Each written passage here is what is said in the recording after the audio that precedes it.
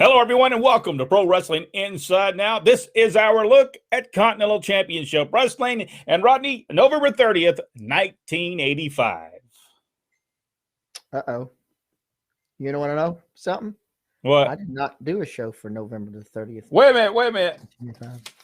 What day was it then? December the 14th, 1985, but I did not do one for the 30th. Well, was it December? Well, I got one here for December the 14th, 1985, but I do not. Okay, is that the right date? Yeah, December 14th. Yeah. Yeah, you're wrong. That has never happened before. We did do one for 11:30. Now, if you want me to, I can flip back through that. Yeah, is that the one that's okay? To make sure I watch the right one, is that the one with Scott and Steve going against them Starfighters? Yes, big, huge crowd on tap for them at the Boutwell Auditorium. All right, here we go then. Let's start over again. Okay.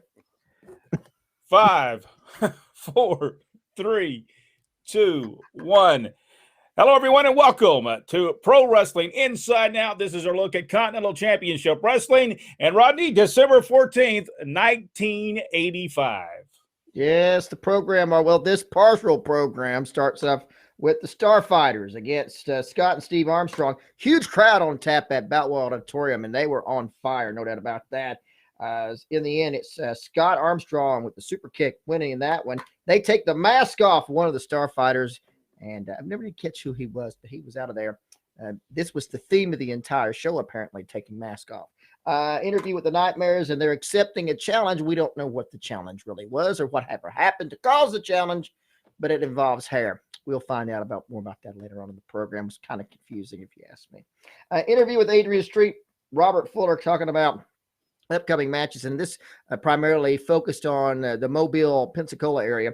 And so they basically promoted two shows, Pensacola and Mobile. And so this was, I think, primarily for the Pensacola. Later on the show would be for Mobile. And then, of course, Adrian Street's talking about his match coming up in Pensacola against Brad Armstrong.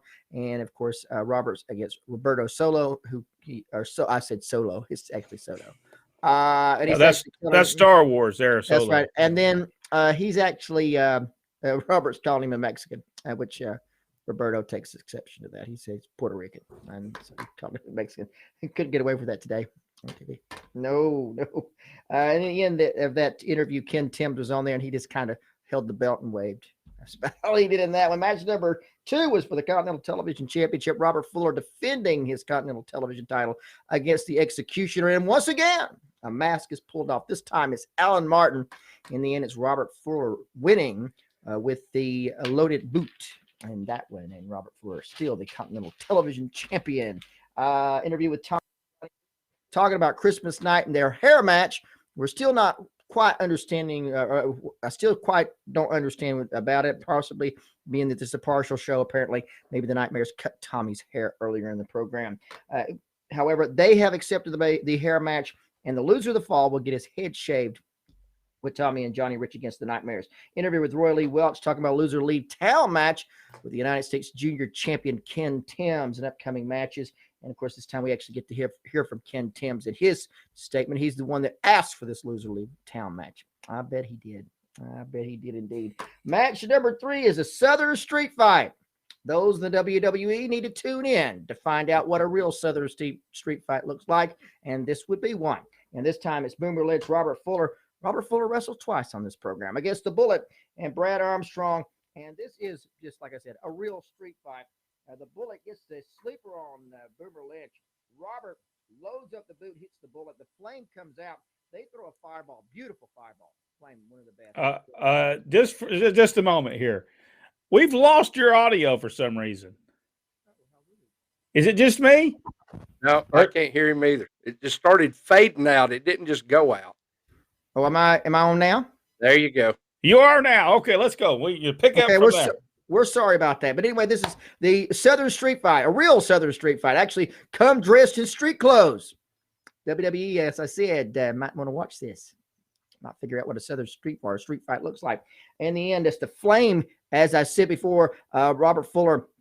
The Bullet gets the sleeper hold on Boomer Lynch, and then Robert Fuller loading up that boot, catching the Bullet. In comes the Flame, throws the most beautiful fireball of any wrestler ever. Of course, then it's Roberto Soto in. The Flame apparently didn't get the job done and get the bullet burned too good, apparently just on his arm. As the bullet comes back, tears off the mask of the Flame. We don't get to see who he is. Robert and Boomer Lynch cover him up. They head out in the end. It's Bullet and Brad Armstrong, the winner of the Southern Street Fight. Then the interview has the Bullet, Brad, and Roberto Soto. They're talking about mask versus mask between the Bullet and the Flame in upcoming matches. Of course, the answer to that, the Flame, Robert Fuller, and Boomer Lynch. And that closed out the show. And it was very short and sweet. Well, I think that was 2 weeks all condensed into one. Apparently because it's incomplete, I would assume that we had a Nightmares match against Tommy and Johnny at the beginning, and that would make sense of why that came up. However, that match with the Armstrongs against the Starfighters would be out of place for whatever reason, because you came right back out of that and had this was, I don't know who put that together. Maybe they threw it together. Okay, I want to know this. Who was the Starfighters? I have no idea. They were good. I was trying to watch and see, but I couldn't see well enough to figure out who it was. But man, was Scott and Steve over? Yes. Man, I couldn't believe it. I was watching the people that were going nuts on everything they were doing. Just tremendous stuff. That was just tremendous. The rest of it kind of, it was kind of a best of. I'm like you. I'm pretty sure they did cut Tommy's hair. But let me ask y'all this question: did they really cut Tommy's hair, or did he just put on a thing and say they cut his hair? Put a hoodie on and cover it up. That's possible. That's very possible. Because they didn't show his hair being cut, and he didn't show it. So I don't know. He's done haircuts before where when it really was getting long, he would let them cut, a little bit off the backside so that he could just go and get it trimmed up. Well, I don't know, but I was thinking, man, if they're going to have that, they should make a bigger deal out of it. When Ole Anderson cut Tommy Ridge's hair, it was all gapped up for weeks upon weeks upon weeks. It was gapped up. So I don't know. Yeah. I don't know. I remember that he wouldn't go get it cut so he could sell it everywhere he went.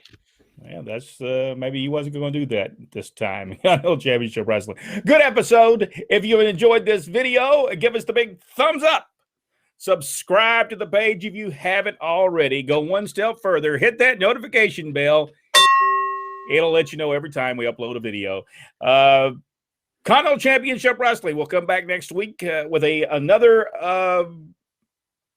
episode, and hopefully this time I actually get the right. Now at the beginning, we'll show a little bit of the beginning of this video where I had the date wrong, but that's a different situation.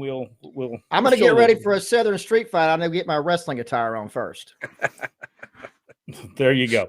All right, thank you so much, and we'll see you in the next video right here on Pro Wrestling Inside Now.